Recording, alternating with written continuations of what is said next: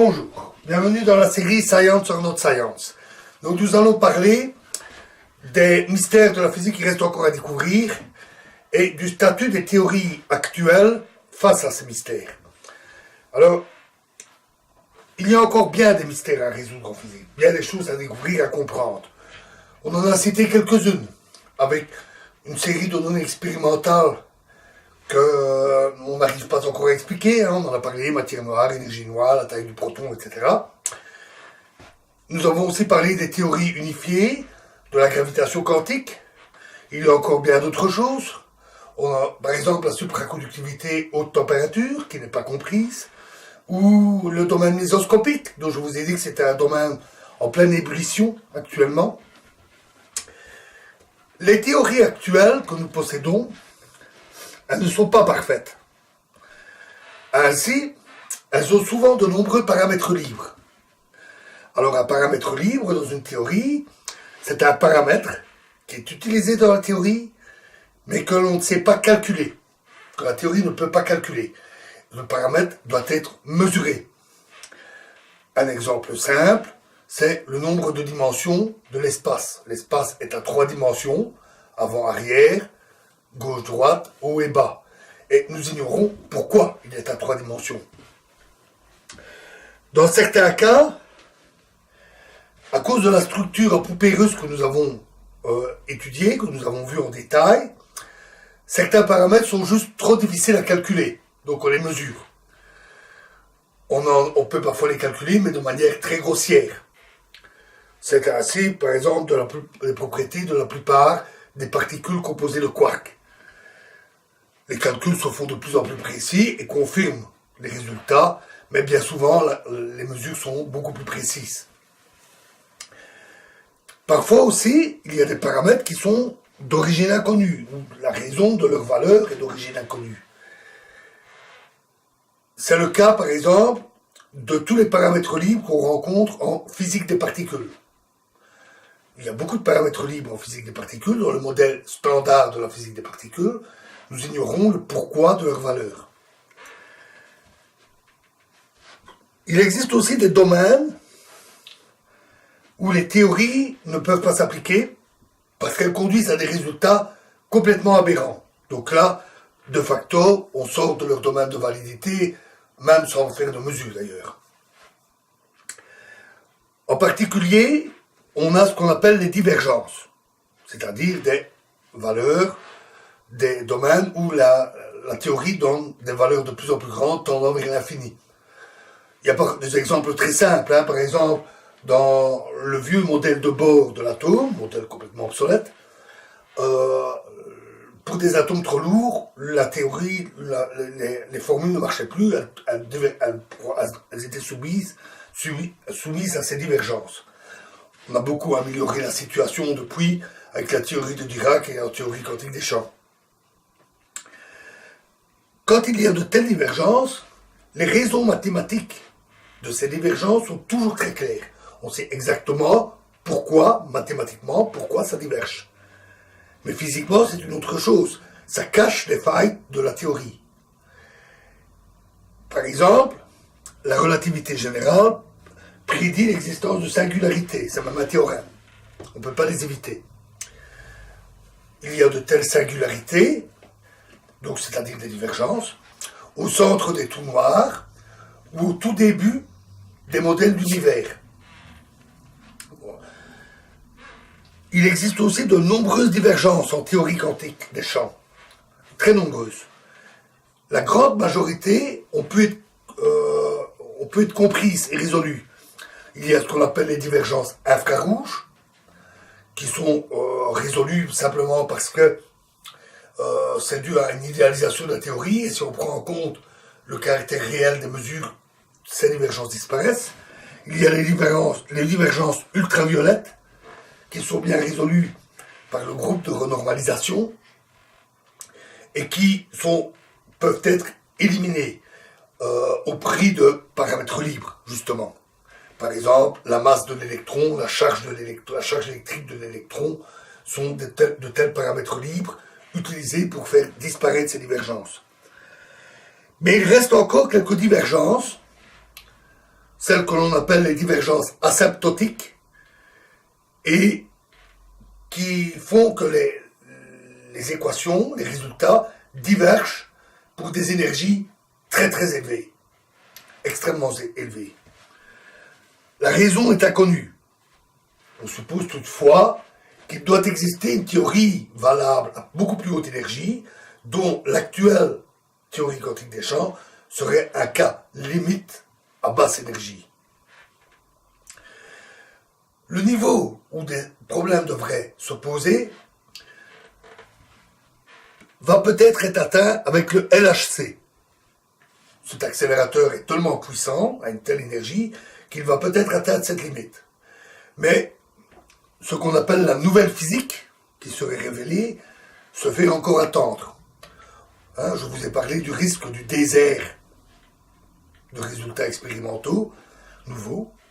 Et espérons qu'on ne sera pas confronté à ça. Mais jusqu'ici, on s'attendait à des résultats et la moisson est assez maigre.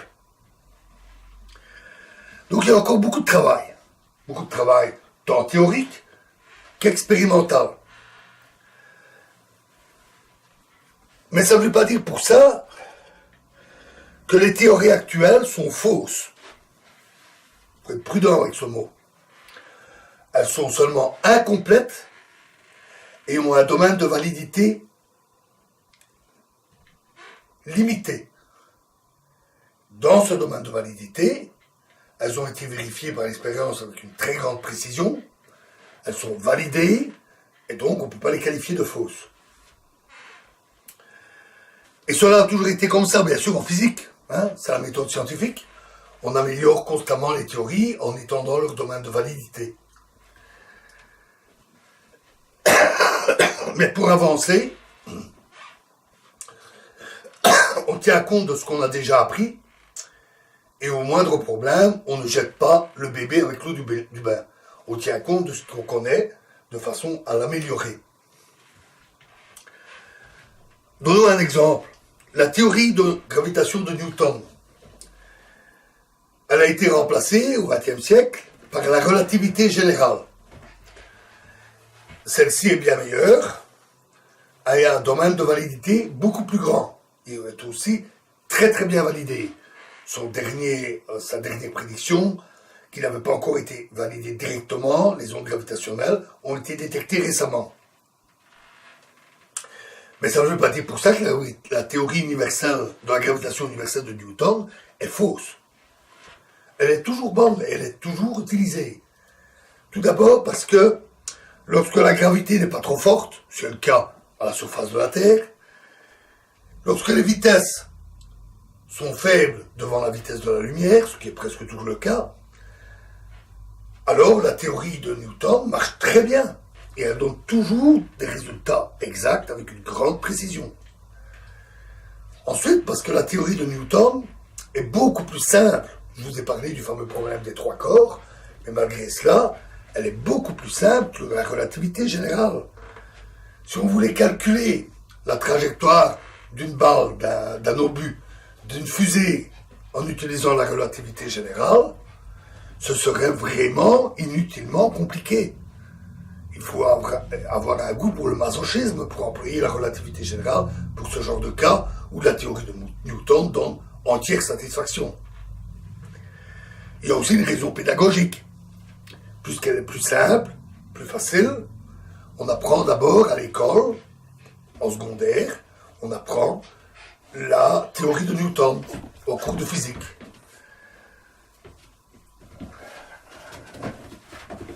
Mon petit chien qui fait le petit fou, hein. On apprend d'abord la théorie de Newton en cours de physique. Et puis ce n'est que plus tard, à l'université, que l'on apprend la relativité générale. Et on apprend à cette occasion que la théorie de Newton est un cas limite de la relativité générale pour les gravités faibles et les vitesses faibles. C'est comme pour tout en pédagogie, hein. On apprend d'abord à faire des multiplications, et c'est plus tard qu'on apprend à extraire une racine carrée. On apprend d'abord les géométries euclidiennes, et puis plus tard, on apprend les autres géométries, sphériques, hyperboliques, la géométrie riemannienne. Et bien, si vous faites une une licence en mathématiques, des géométries encore plus pointues, encore plus complexes. Voilà, alors parlons maintenant des théories candidates. Alors, on appelle théories candidates, ce sont les théories qui sont des candidates à l'unification des interactions fondamentales ou à une formulation de la gravitation quantique. Elles sont candidates parce que pas encore validées par l'expérience. Ce sont des théories extrêmement abstraites, avec des mathématiques très pointues, nous en avons parlé, et elles ne sont pas encore matures, c'est-à-dire qu'il y a encore beaucoup de travail à faire, à cause de ces difficultés mathématiques essentiellement. Et donc, les prédictions théoriques que peuvent faire ces théories sont parfois difficiles. Il en existe certaines qui sont parfois encore de notre portée, mais ces théories sont loin d'être terminées. Alors, je vais vous en citer quelques-unes. Vous allez voir qu'il y en a beaucoup. Vous vous rappelez quand je vous ai dit qu'on essayait un peu tous les postulats possibles, toutes les variations de postulats, puisqu'on manque de données expérimentales pour aller plus loin. Donc on essaye de tenir compte des théories existantes et de voir comment on peut aller plus loin par diverses approches. Cela donne la théorie des cordes, la gravitation quantique à boucle, les théories holographiques, la théorie des twisters, la supergravité, la théorie basée sur le superespace, les triangulations causales dynamiques, les géométries non commutatives, le calcul de Rage, les approches algébriques, etc., etc., etc., avec énormément de variantes, de sous-variantes. Parfois, certaines de ces variantes ou ces différentes théories se recouvrent et se complètent mutuellement. Bon, c'est un domaine extrêmement vaste, extrêmement complexe, puisqu'on recherche un peu dans tous les sens. Les théories les plus avancées ici sont la théorie des cordes et la gravité quantique à boucle, qui ont difficile de donner un chiffre, ou la moitié du chemin en matière de développement théorique, peut-être plus, peut-être moins, peut-être beaucoup moins, peut-être ne sont-elles pas les bonnes approches, mais c'est les deux plus élaborées à ce stade. En tous les cas que je vous ai cités sont des théories candidates bien fondées. Donc on part de ce qui existe, on cherche d'autres postulats qu'on justifie par différents arguments heuristiques, puisqu'on manque de données expérimentales, et on les construit de manière rigoureuse. C'est pour ces raisons qu'elles sont dites bien fondées. Mais à côté de ça, il y a aussi des spéculations, plus ou moins gratuites, plus ou moins sauvages, parfois très sauvages, presque des rêveries. Il y a de tout. C'est un peu normal puisqu'on recherche tout azimut. On cherche toutes les possibilités, on essaie d'imaginer, de voir tout ce que ça peut donner. Et donc, on pose des briques pour essayer de construire partout tout ce qu'il est possible de construire pour essayer de voir où ça nous mène. Alors ici, là, parlons un petit bémol de la vulgarisation. Elle ne distingue pas toujours bien les différents cas. Entre les théories très bien validées, comme la mécanique quantique, la relativité générale, etc., les théories candidates bien fondées, les cordes, les boucles, les twisters, etc., et les spéculations sauvages, il n'est pas rare que la vulgarisation mette tout sur le même pied. Celui qui fait cette vulgarisation sait très bien qu'il y a une différence, mais il ne prend pas la peine de l'expliquer. Il ne prend pas la peine de dire, attention, ça c'est une rêverie, ou ça, bon, c'est bien fondé, mais on ne sait pas si c'est juste, ou ça, ça a été très bien validé. Souvent, on n'entre pas dans tous ces détails. Donc, méfiez-vous.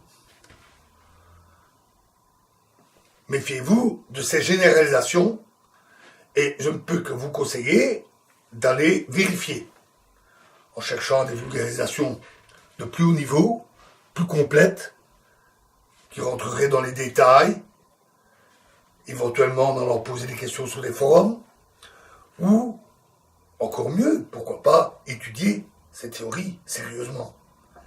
Ce qui vous permettra alors de vous faire une idée par vous-même et de les comprendre par vous-même. Ici, nous allons parler des théories candidate bien fondée. On a fait toute une série de reproches